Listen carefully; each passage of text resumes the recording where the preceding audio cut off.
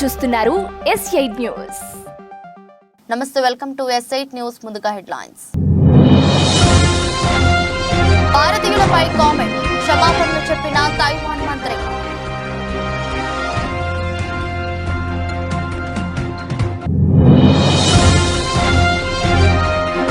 Under water metro రైలులో విద్యార్థులతో కలిసి మోదీ ప్రయాణం, వీడియో వైరల్.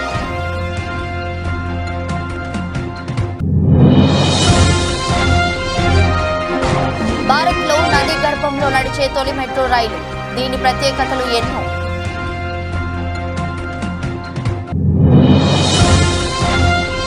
చంద్రబాబుతో ముగిసిన పవన్ కళ్యాణ్ భేటీ, గంటన్నర పాటు ఇరువుల నేతల మధ్య సాగిన చర్చలు.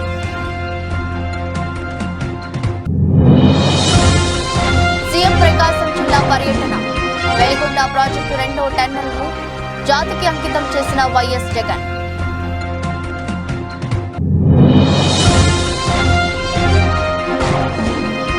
తెలంగాణ రాజకీయాల్లో సంచలనం, బీఆర్ఎస్ బీఎస్పీ పొత్తు ఖరారు.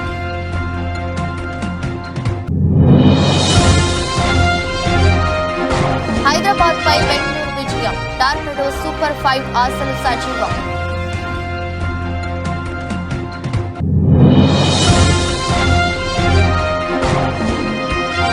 జాన్వీ కపూర్ బర్త్డే స్పెషల్, కొత్త పోస్టర్ పంచుకున్న దేవరా టీం.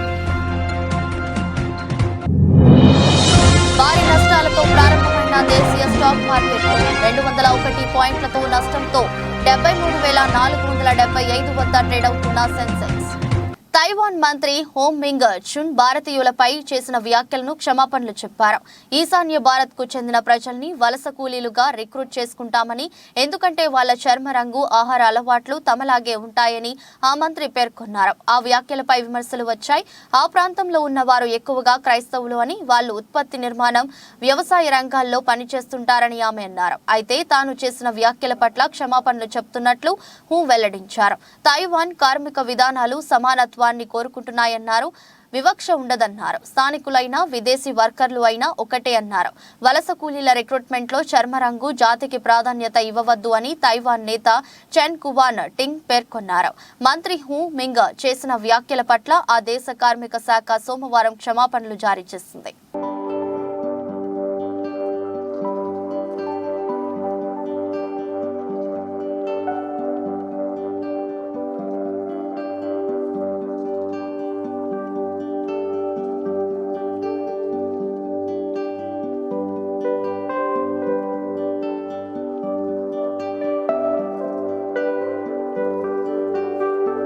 ప్రధాని నరేంద్ర మోదీ బుధవారం పశ్చిమ బెంగాల్ రాష్ట్రం కోల్కతాలో పర్యటించారు. దేశంలోని తొలి అండర్ వాటర్ మెట్రో రైలును ప్రారంభించారు.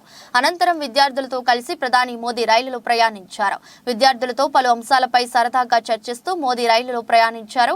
ప్రధానితో పాటు మెట్రో సిబ్బంది, BJP chief Sukanta Majumdar, BJP MLA Suvendu అధికారికుడు ఉన్నారు. ఎస్ప్లనేడ్ నుంచి హవర్డా మైదాన్ స్టేషన్ వరకు మోదీ ప్రయాణించారు. ఈ సందర్భంగా మెట్రో సిబ్బంది ప్రధాని మోదీకి నదీ గర్భం రైలు ప్రయాణ విశేషాలను వివరించారు. ఇదిలా ఉంటే మోదీ నదీ గర్భం గుండా ప్రయాణించే మెట్రో రైలులో విద్యార్థులతో కలిసి ప్రయాణించిన వీడియోలు సోషల్ మీడియాలో వైరల్ గా మారాయి.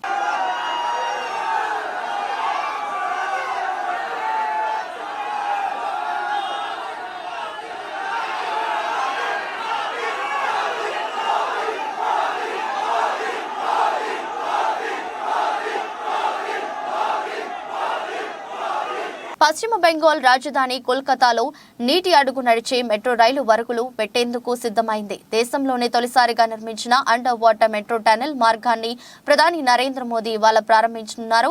ఈ సొరంగ రైలు మార్గాన్ని హూగ్లీ నది గర్భంలో నిర్మించారు. అయితే నదిలో ఈ మెట్రో రైలు మార్గం ఎంత దూరం విస్తరించి ఉంది, నది కింద ఎన్ని మీటర్ల లోతులో దీనిని నిర్మించారు, దీనిలో ఎన్ని స్టేషన్లు ఉన్నాయి, ఒకవేళ మెట్రో రైలు మధ్యలో ఆగితే పరిస్థితి ఏమిటి వంటి విషయాలను ప్రజల్లో ఆసక్తి రేపుతున్నాయి. నదీ గర్భంలో రైలు మార్గం విశేషాలు. Kolkata east west metro corridor కింద దాదాపు 120 కోట్ల వ్యయంతో ఈ సొరంగ రైలు మార్గాన్ని హుంగ్లీ నది గర్భంలో నిర్మించారు. కోల్కతా ఈస్ట్ వెస్ట్ మెట్రో మార్గం పొడవు మొత్తం 16.6 కిలోమీటర్లు. ఇందులో 10.8 కిలోమీటర్లు భూగర్భంలో ఉంటుంది. హౌడా మైదాన్ నుంచి ఎస్ప్లే నెడ్ స్టేషన్ల మధ్య 4.8 కిలోమీటర్ల మేర ఉన్న లైనులో భాగంగా 520 మీటర్ల పొడవైన అండర్ వాటర్ మెట్రో టనెల్ నిర్మించారు. నది గర్భానికి 16 మీటర్ల దిగువన, భూమి లోపలికి 32 మీటర్ల లోతులో దీన్ని నిర్మించారు. ప్రస్తుతం హౌడా నుంచి సిల్దాకు రెడ్ మార్గంలో వెళ్లాలంటే 90 నిమిషాల సమయం పడుతుంది. అండర్ వాటర్ మెట్రో మార్గం ద్వారా ఈ ప్రయాణం 40 నిమిషాలకు తగ్గుతుంది. ఆటోమేటిక్ ట్రైన్ ఆపరేషన్ సిస్టమ్ ద్వారా మెట్రో నడుస్తుంది. అంటే మెట్రో డ్రైవర్ ఒక బటన్ నొక్కిన తర్వాత రైలు ఆటోమేటిక్ గా తదుపరి స్టేషన్ కు చేరుకుంటుంది. ఈ మెట్రో రైలు కారిడార్ పరిధిలో 6 స్టేషన్లు కలిగి ఉంటుంది. అయితే 3 నది గర్భంలోనే కట్టారు. ప్రయాణికులు నది గర్భం లోపలికి బయటకు వేగంగా వచ్చిపోయేందుకు వీలుగా నిర్మించారు. పలుసార్లు మెట్రో సేవలకు అంతరాయం ఏర్పడుతుండటం మనం చూస్తూనే ఉన్నాం. ఒకవేళ మెట్రో రైలులో సమస్య తలెత్తి నది గర్భంలో ఆగిపోయినా భయాందోళన అవసరం లేదు. పక్కనే నిర్మించేందుకు నడక మార్గాన్ని కూడా వినియోగించుకోవచ్చు. ప్రతిరోజు కనీసం 5 లక్షల మంది ప్రయాణికులు అండర్ వాటర్ మెట్రోలో ప్రయాణిస్తారని అధికారులు అంచనా వేస్తున్నారు. ఈ ప్రాజెక్టు ద్వారా కోల్కతాలో ట్రాఫిక్ రద్దీ, వాయు కాలుష్యం తగ్గే అవకాశం ఉంది. ప్రపంచంలో అనేక దేశాల్లో అండర్ వాటర్ రైల్వే ప్రయాణ సదుపాయం ఉంది. జపాన్లోని సికెల్ టన్నెల్ ప్రఖ్యాతిగాంచిన అండర్ వాటర్ రైల్వే టన్నెల్. దీని పొడవు ఏకంగా 53.85 కిలోమీటర్లు. తుర్కియేలోని ఇస్తాంబుల్లో బోస్పోరన్ జలసంధి కింద అండర్ వాటర్ టనెల్ నిర్మించారు. ఇది ఇస్తాంబుల్లోని ఆసియా, యూరప్ భూభాగాలను కలుపుతుంది. దీని పొడవు 14 కిలోమీటర్లు ఉంటుంది.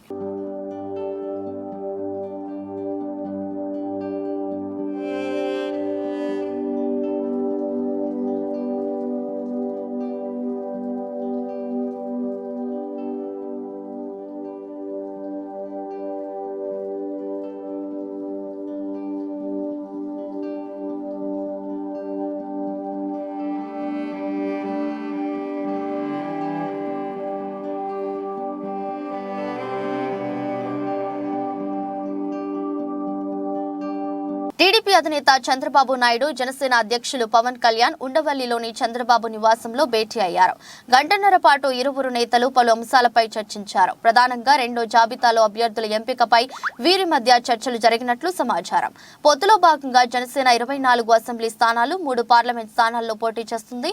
తొలి జాబితాలో టీడీపీ 94 నియోజకవర్గాల్లో అభ్యర్థులను ప్రకటించగా, జనసేన అధినేత పవన్ 5 నియోజకవర్గాల్లో అభ్యర్థులను ప్రకటించిన విషయం తెలిసిందే.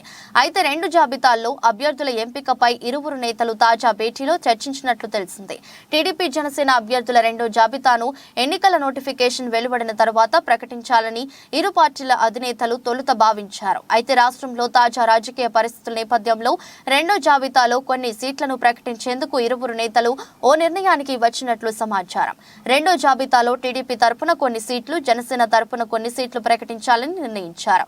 ప్రస్తుత భేటీలో ఏ నియోజకవర్గాల్లో అభ్యర్థులను ప్రకటించాలి అనే విషయంపై వీరి మధ్య చర్చ జరిగినట్లు తెలుస్తోంది. ఇప్పటికే ఇరు పార్టీల్లోని నేతల మధ్య కొన్ని సీట్ల విషయంలో వివాదాలు తలెత్తుతున్నాయి.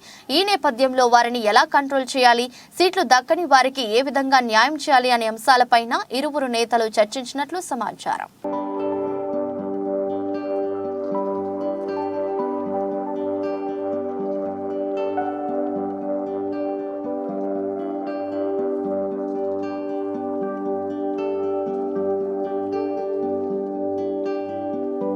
సీఎం జగన్మోహన్ రెడ్డి బుధవారం ప్రకాశం జిల్లాలో పర్యటించారు. దోర్నాల మండలం ఎగువ చెర్లోపల్లికి వెళ్లి అక్కడ ఏర్పాటు చేసిన పలు కార్యక్రమాల్లో పాల్గొని ఫైలాన్ను జగన్ ఆవిష్కరించారు. అనంతరం వెలుగొండ ప్రాజెక్టును రెండో టన్నెల్ ను పరిశీలించి ఆ తరువాత పూల సుబ్బయ్య వెలుగొండ ప్రాజెక్టు రెండో టన్నెల్ ను సీఎం జగన్ జాతికి అంకితం చేశారు. వెలుగొండ ప్రాజెక్టు విశేషాలు 2004లో జలయజ్ఞంలో భాగంగా అప్పటి ముఖ్యమంత్రి వైఎస్ రాజశేఖర రెడ్డి పశ్చిమ ప్రాంతానికి వెలుగొండ ప్రాజెక్టు కేటాయించారు. 2005 అక్టోబర్లో శిలాఫలకం వేసి వైఎస్ఆర్ పనులు ప్రారంభించారు.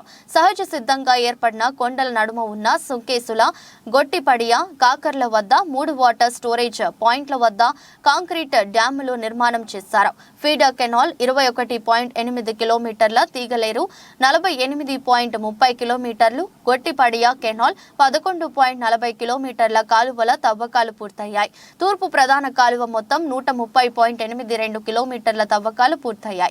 ప్రాజెక్టులో అత్యంత కీలకమైన హెడ్ రెగ్యులేటర్ ఏర్పాట్లు 2018లో పూర్తయ్యాయి. శ్రీశైలంలోని కృష్ణా జలాలను తరలించేందుకు నల్లమల్ల భూగర్భంలో దోర్నాల మండలం కొత్తూరు నుండి కృష్ణా నదిలోని కొల్లంవాగు వరకు వరకు 18.89 కిలోమీటర్ల మేర 2 సామంతర సొరంగాల తవ్వకాలు జరిగాయి. ఇందులో మొదటిది 7 మీటర్ల వ్యవస్థారం, రెండవది 9.2 మీటర్ల వ్యాసార్థంతో తవ్వకాలు జరిపారు. జర్మనీ నుండి దిగుమతి చేసుకున్న అత్యాధునిక టన్నెల్ బోరింగ్ మిషన్లు సహాయంతో తవ్వకాలు చేశారు. వెలిగొండ ప్రాజెక్టు మొదటి టన్నెల్ ను నవంబర్ 2021లో, రెండో టన్నెల్ ను జనవరి 2024లో పూర్తయింది.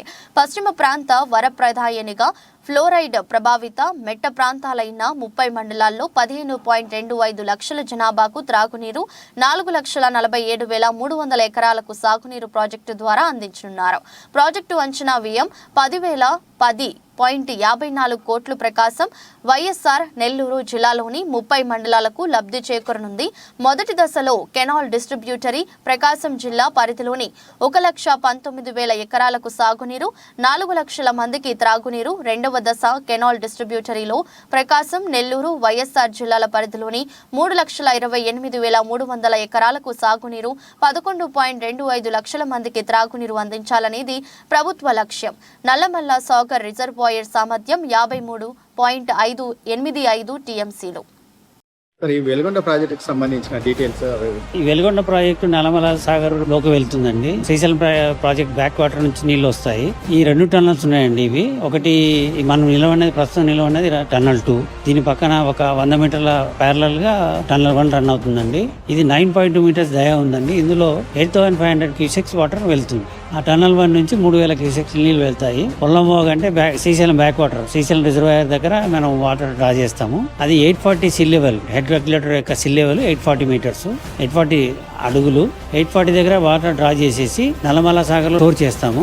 ఇది ఒక 21.6 కిలోమీటర్లు రన్ చేసిన తర్వాత ఫీడర్ కెనాల్ నల్లమల సాగర్ లో రిజర్వాయర్ లో ఆగిపోతాయి. అక్కడ నుంచి 3 కెనాల్స్ వెళ్తాయి. గొట్టిపడియ నుంచి eastern main canal, Kakarla dam నుంచి వెస్టర్న్ మెయిన్ కెనాల్, సుంకేశ్వర దగ్గర నుంచి తీగలేరు కెనాల్ వెళ్తుందండి. ఈ 3 కెనాల్స్ ద్వారా దాదాపు 4,30,000 ఎకరాలకు నీరు అందించడం జరుగుతుంది. ఈ ప్రకాశం జిల్లా, నెల్లూరు జిల్లా, కడప జిల్లా వీటి వల్ల లబ్ధి పొందుతాయి. దాదాపు 11,00,000-12 లక్షల మందికి తాగునీరు అందిస్తాము. మొత్తం ఎన్ని జిల్లాలకు? 3 జిల్లాలు, ప్రకాశము, నెల్లూరు, కడప. కడపలో కలసపాడు, పూర్వమేల మండలాలు బాగా అభివృద్ధి చెందుతాయి. అదృష్టాన్ని నాకు ఇచ్చినందుకు దేవుడికి సదా రుణపడి ఉంటానని ఈ సందర్భంగా తెలియజేసుకుంటా ఉన్నాను.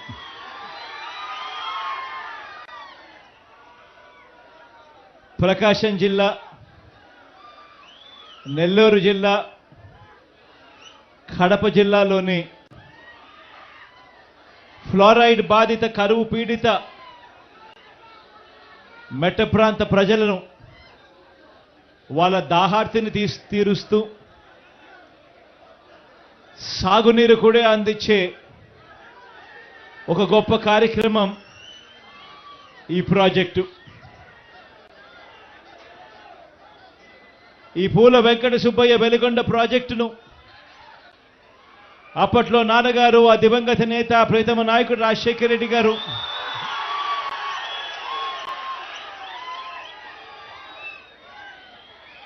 ఈ ప్రాజెక్టుకు సంబంధించి ఆయన శంకుస్థాపన చేసి ప్రాజెక్టు పనులు మొదలు పెడితే ఈరోజు ఆయన కొడుకుగా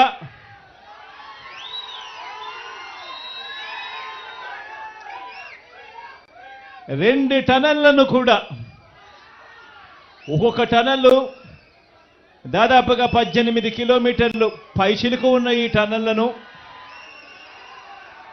2 టనళ్లను ఆయన కొడుకే పూర్తి చేయడం, ఆయన కొడుకే జాతికి అంకితం చేయడం నిజంగా ఇది దేవుడు రాసిన స్క్రిప్టే అని చెప్పడానికి ఇంతకన్నా వేరే నిదర్శనమే అవసరం లేదు. ఈరోజు నిజంగా ఈ ప్రాజెక్టు మొదటి సరంగాన్ని 2021 జనవరి 13న పూర్తి చేస్తే, మన ప్రభుత్వంలో మనమే పూర్తి చేస్తే, రెండో సరంగం పనులు ఇవాళ కొద్ది రోజుల కిందటనే పూర్తి చేసి ఇవాళ జాతికి అంకితం చేసే కార్యక్రమం జరుగుతూ ఉంది. లోక్సభ ఎన్నికల వేళ తెలంగాణలో కొత్త పొత్తు పొడిచింది. బీఆర్ఎస్ బీఎస్పీ మధ్య పొత్తు ఖరారైంది. బీఆర్ఎస్ తో కలిసి వెళ్లాలని బీఎస్పీ నిర్ణయించింది. ఎంపీ ఎన్నికల్లో తాము బీఆర్ఎస్ తో కలిసి పోటీ చేస్తామని ఆ పార్టీ ప్రకటించింది. పార్లమెంట్ ఎన్నికల్లో బీఆర్ఎస్ కలిసి పోటీ చేయాలని బీఎస్పీ రాష్ట్ర పార్టీ నిర్ణయం తీసుకుంది. బీఆర్ఎస్ అధినేత కేసీఆర్ తో బీఎస్పీ రాష్ట్ర అధ్యక్షుడు ఆర్ఎస్ ప్రవీణ్ కుమార్, ఆ పార్టీ ప్రతినిధుల బృందం కలిసి జరిపిన చర్చల్లో ఈ మేరకు నిర్ణయం తీసుకున్నారు. ఇందుకు సంబంధించి విధి విధానాలు త్వరలో ఖరారు కానున్నాయని తెలిపారు. బీఆర్ఎస్ చీఫ్ కేసీఆర్ తో బీఆర్ఎస్ తెలంగాణ అధ్యక్షుడు బీఆర్ఎస్ ప్రవీణ్ కుమార్ భేటీ అయ్యారు.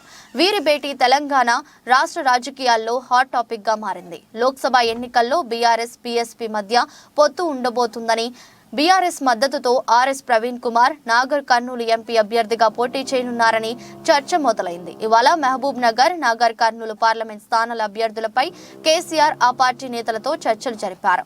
ఈ నేపథ్యంలో ప్రవీణ్ కుమార్ కు మద్దతిచ్చేందుకు కేసీఆర్ అంగీకరించినట్లు తెలుస్తోంది. పార్లమెంట్ ఎన్నికలకు ముందు బీఆర్ఎస్ పార్టీలో పరిణామాలు వేగంగా మారిపోతున్నాయి.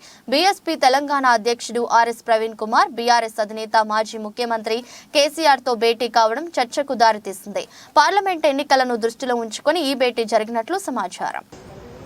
దాన్ని అనుసరించుకొని ఒక ప్రతిపాదన వస్తే ఇద్దరం కలిసి చర్చించిన ప్రవీణ్ గారు, వారి హైకమాండ్ కూడా మాట్లాడింది. అక్కడి నుంచి వారి అనుమతి తీసుకొని మేము చర్చలు చేసిన తర్వాత కలిసి పని చేయాలని చెప్పి స్థూలంగా ఒక నిర్ణయానికి వచ్చాం. పని చేస్తాం కూడా. మిగతా విషయాలు మీకు కావాల్సిన లెక్కలన్నీ రేపు ఎల్లుండి చెప్తాం. అంటే సీట్ల మీద రేపు అనుకుంటాం కదా. ఈరోజు స్థూలంగా ఇది అయిపోయింది. బేసికల్గా ఇన్ ప్రిన్సిపల్ ఇది అయింది. తప్పకుండా కొన్ని సీట్లు వాళ్ళు పోటీ చేయాల్సిందే, కొన్ని సీట్లు మేము పోటీ చేయాల్సింది. ఒకసారి అలయన్స్ అనుకున్న తర్వాత గౌరవప్రదంగా కేసీఆర్ గారిని కలిసినందుకు చాలా ఆనందంగా ఉంది.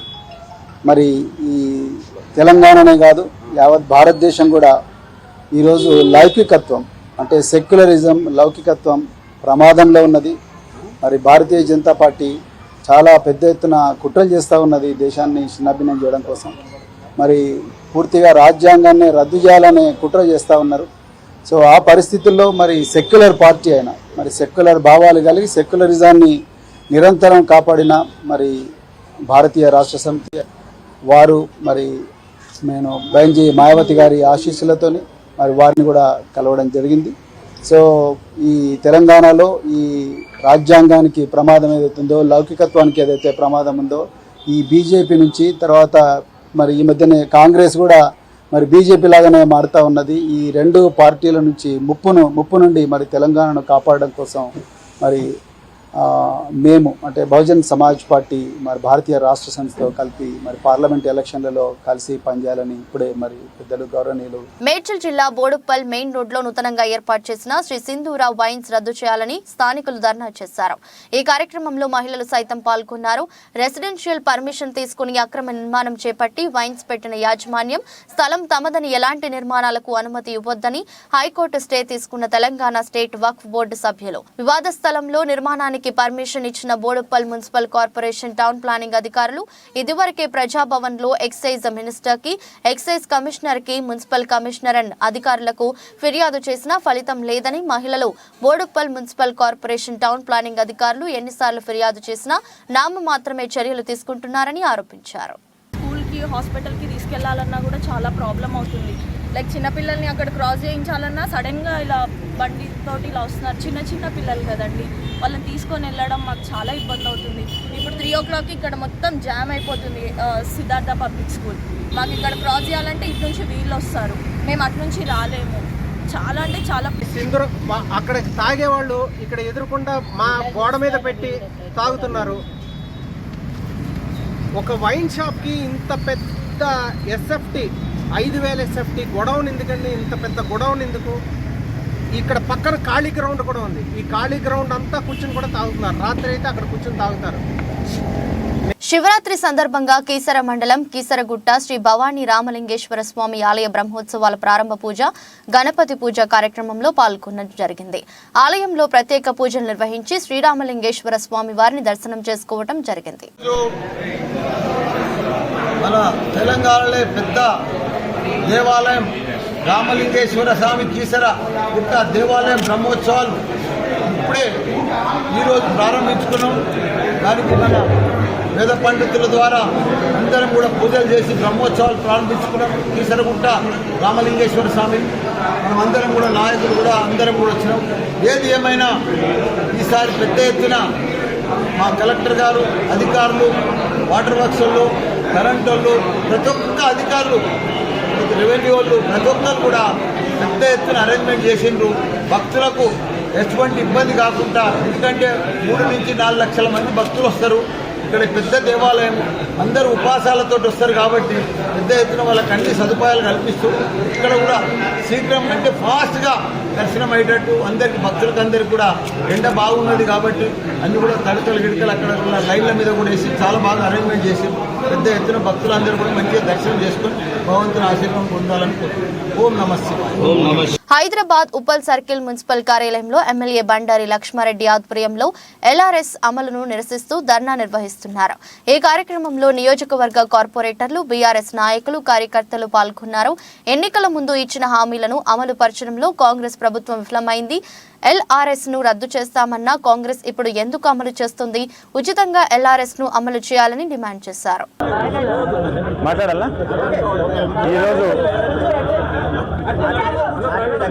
సీఎం రేవంత్ రెడ్డి గారు, అలాగనే కోమటిరెడ్డి వెంకటరెడ్డి గారు, సీతక్క గారు వీళ్ళందరూ కూడా ఎలక్షన్స్ బిఫోర్ ఎల్ఆర్ఎస్ ఫ్రీ చేయడం జరుగుతుందని చెప్పి ఈరోజు గవర్నమెంట్ ఫామ్ చేసుకున్నారు. వాళ్ళు చేసుకొని ఈరోజు 20,000 కోట్ల రూపాయలు ఎల్ఆర్ఎస్ ద్వారా వసూలు చేయాలని చూస్తున్నారు government.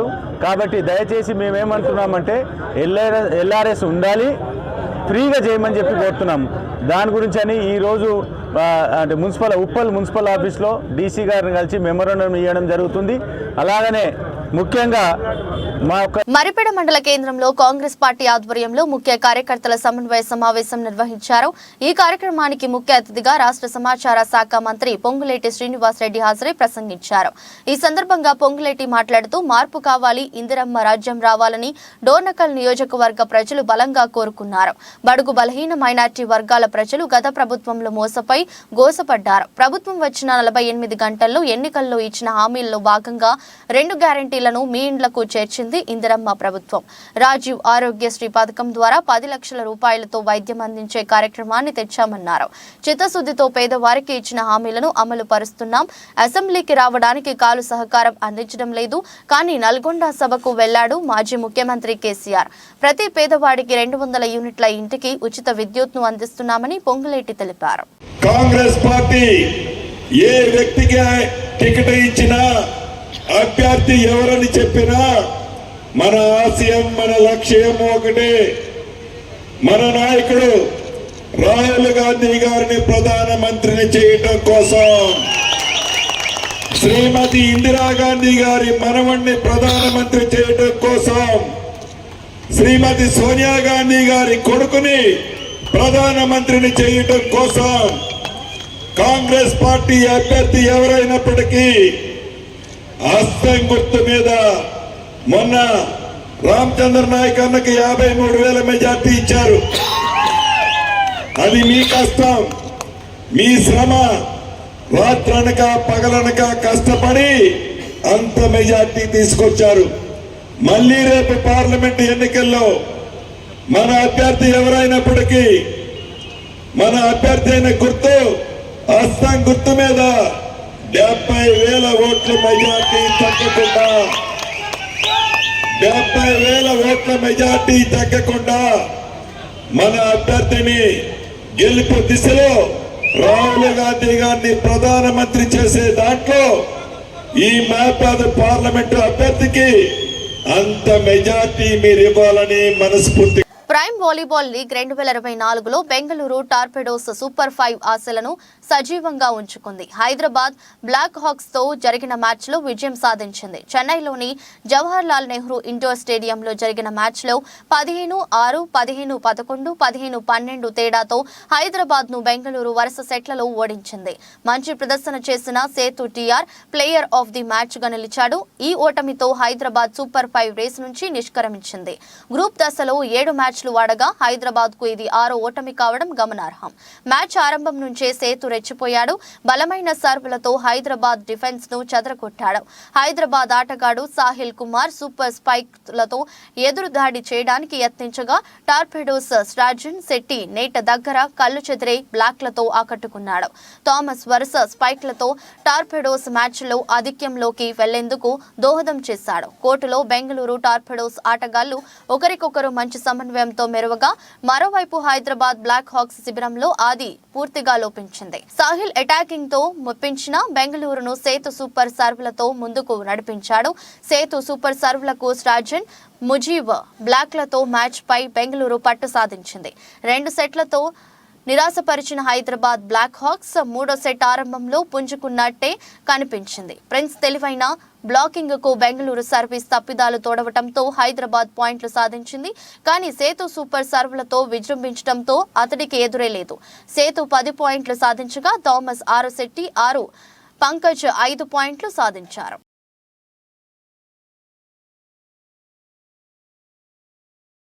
Bollywood star heroine Janhvi Kapoor పుట్టినరోజు నేడు. శ్రీదేవి గారాల పట్టిగా వెండితెరకు పరిచయమైన ఈ భామ తక్కువ సమయంలోనే క్రేజీ హీరోయిన్ గా గుర్తింపు తెచ్చుకుంది. ఇక జాన్వీ 27వ పడిలోకి అడుగు పెడుతున్న సందర్భంగా ఇప్పటికే పలువురు సినీ ప్రముఖులు బర్త్డే విషెస్ తెలుపుతున్నారు. అయితే ఈ భామ తెలుగులో దేవరతో పాటు RC-16 సినిమాలు చేస్తున్న విషయం తెలిసిందే. ఇప్పటికే RC-16 నుంచి జాన్వీ కపూర్ కు పుట్టినరోజు శుభాకాంక్షలు తెలుపుతూ కొత్త పోస్టర్ ను విడుదల చేశారు. ఇదిలా ఉంటే తాజాగా దేవరా టీం కూడా జాన్వీకి బర్త్డే విషెస్ తెలిపింది. ఈ సందర్భంగా దేవరా మూవీ నుంచి జాన్వీ కపూర్ కొత్త పోస్టర్ ను విడుదల చేసింది. టాలీవుడ్ స్టార్ హీరో NTR హీరోగా, కొరటాల శివ దర్శకత్వంలో వస్తున్న చిత్రం దేవరా. ఇక ఈ సినిమా 2 భాగాలుగా రానున్నట్లు మేకర్స్ ప్రకటించిన విషయం తెలిసిందే. తొలి భాగం 2024 అక్టోబర్ 10న విడుదల కానుంది. ఇప్పటికే ఈ సినిమా నుంచి తారక్ లుక్ తో పాటు సైఫ్ అలీ ఖాన్, జాన్వీ కపూర్ లుక్లను రిలీజ్ చేయగా ప్రేక్షకులను ఆకట్టుకుంటున్నాయి.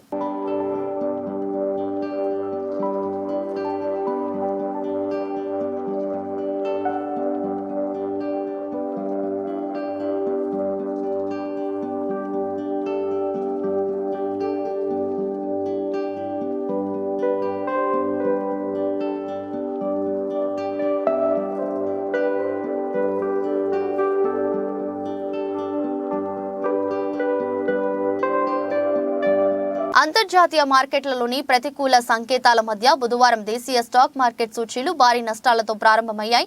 ఉదయం 11:15 సమయంలో బాంబే స్టాక్ ఎక్స్చేంజ్ సూచీ సెన్సెక్స్ 201 పాయింట్ల నష్టంతో 73,475 వద్ద ట్రేడ్ అవుతుంది. అదేవిధంగా నేషనల్ స్టాక్ ఎక్స్చేంజ్ సూచీ నిఫ్టీ 83 పాయింట్లు తగ్గి 22,272 దగ్గర కొనసాగుతుంది. సెన్సెక్స్ 30 సూచీలో Reliance, L&T, Kotak Mahindra Bank, Tata Motors, JSW Steel, SBI, IndusInd Bank, NTPC, Bajaj Finserv షేర్లు లాభాల్లో ట్రేడ్ అవుతున్నాయి. Tech Mahindra, TCS, Infosys, Wipro, HCL Tech, HUL, Power Grid, Titan, ITC, Asian Paints షేర్లు నష్టాల్లో నడుస్తున్నాయి. అమెరికా మార్కెట్లు మంగళవారం భారీ నష్టాలతో ముగియడం, ఇవాళ ఆసియా పసిఫిక్ ప్రధాన సూచీలు కూడా ప్రతికూలంగానే ఉండటం, బిట్ కాయిన్, బంగారం ధరలు రికార్డు గరిష్టాలకు చేరడం దేశీయ స్టాక్ మార్కెట్లపై ప్రభావం చూపింది. విదేశీ సంస్థాగత మదుపర్లు మంగళవారం నికరంగా 574.28 కోట్ల విలువ చేసే షేర్లను కొనుగోలు చేశారు. దేశీయ సంస్థాగత మదుపర్లు 1,834.61 కోట్లు స్టాక్స్ ను కొన్నారు.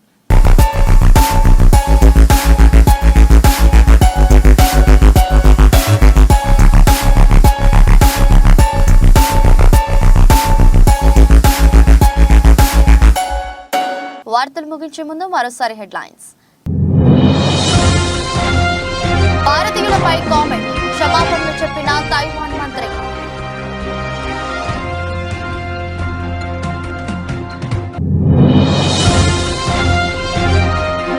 అండర్ వాటర్ మెట్రో రైలులో విద్యార్థులతో కలిసి మోదీ ప్రయాణం, వీడియో వైరల్.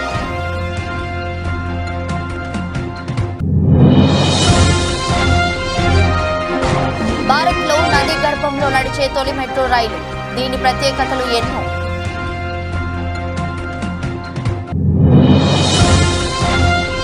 చంద్రబాబుతో ముగిసిన పవన్ కళ్యాణ్ భేటీ, గంటన్నర పాటు ఇరువుల నేతల మధ్య సాగిన చర్చలు.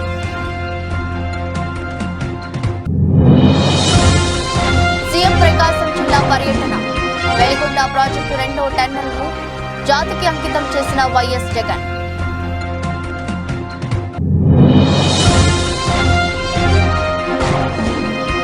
తెలంగాణ రాజకీయాల్లో సంచలనం, బీఆర్ఎస్ బీఎస్పీ పొత్తు ఖరారు.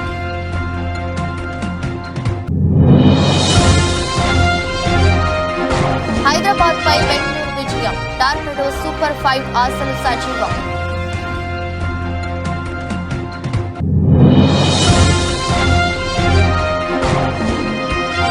జాన్వీ కపూర్ బర్త్డే స్పెషల్, కొత్త పోస్టర్ పంచుకున్న దేవరా టీం.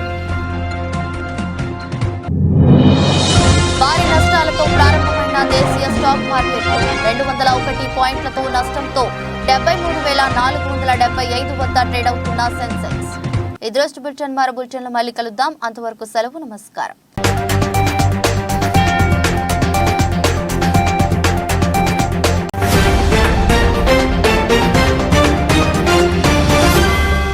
మీరు చూస్తున్నారు S8 న్యూస్.